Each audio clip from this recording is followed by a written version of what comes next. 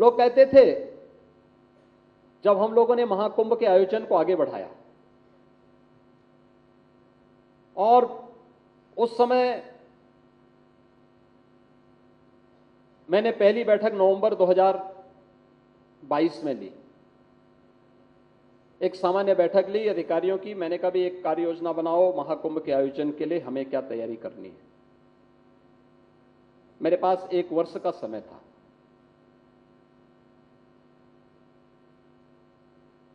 कि हम इस दौरान इस तैयारी को आगे बढ़ाएंगे, क्योंकि कोई भी कार्य सरकारी, उसमें कोई भी कार्य होता है तो उसकी एक विस्तृत रूपरेखा पहले प्रारंभिक अध्ययन होता है, फिर उसके बाद उसके विस्तृत रिपोर्ट तैयार होती है, फिर उसको क्रियान्वित करने की तैयारी होती है। तो लगभग 1 वर्ष का समय इन सभी चीजों में, इसी प्रारंभिक उसमें खर्च हो जाता है और फिर उसको जमीनी धरातल पर उतारने के लिए प्रभावी ढंग से कार्य करना।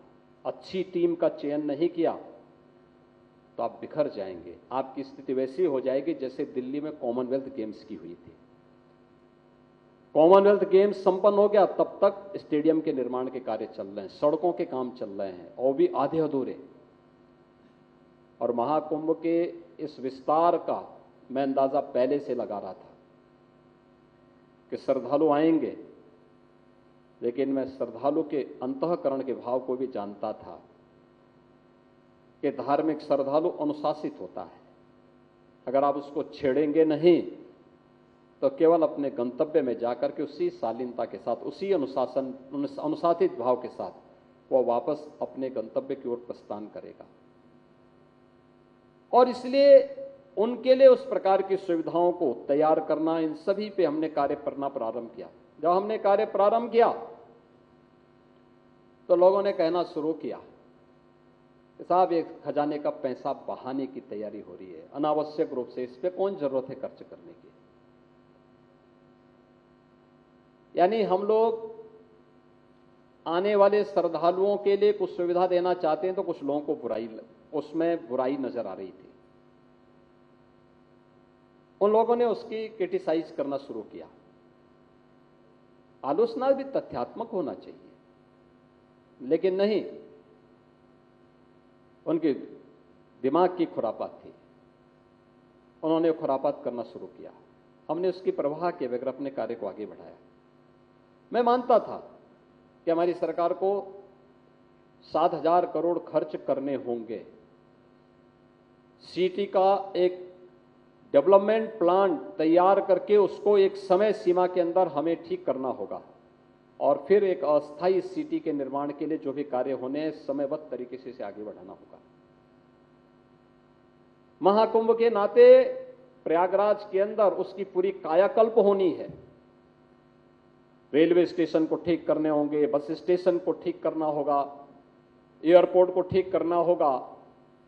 प्रयागराज आने वाली जितने भी मार्ग हैं, अयोध्या से, गोरखपुर से, काशी से, लखनऊ से, चित्रकूट से, रीवा से, इन सभी मार्गों को चौड़ीकरण करना होगा। जगह जगह पार्किंग के स्पेस देने होंगे, सब कुछ करना होगा, जन सुविधाओं को बढ़ाना होगा और इन सभी कार्यों को एक समय सीमा के अंदर पूरा करना है। 7,000 करोड़ का मैंने एक बजट स्वीकार किया, उसके लिए स्वीकृति दे दी।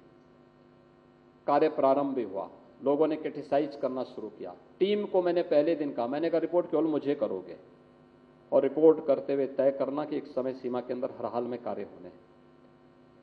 मैं जानता था ये जो 7,000 करोड़ हम खर्च कर रहे हैं, ये उत्तर प्रदेश की जनता का खून पसीने का पैसा है, लेकिन इसके बदले में हम उत्तर प्रदेश को 3 लाख करोड़ रुपए रिटर्न करके वापस देंगे और दुनिया को ये बताएंगे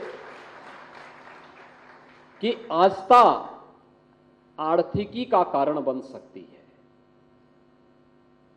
हमने उसकी ताकत को समझा नहीं है। अगर हमने उसकी ताकत को समझा होता, दुनिया ने अगर पूर्व सरकारों ने इसकी ताकत को समझा होता तो उत्तर प्रदेश को 2017 के पहले जिस बदहाल स्थिति में इन लोगों ने पहुंचाया था, उत्तर प्रदेश पहचान के उस संकट के दौर से कभी नहीं गुजरा होता।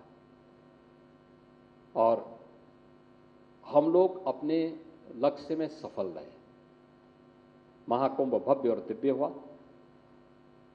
प्रधानमंत्री मोदी जी ने जो विजन दिया था महाकुंभ के लिए वह पूरा हुआ और दुनिया भारत की इस आध्यात्मिक और सांस्कृतिक आयोजन को देख करके अभिभूत थी, अचंभित थी।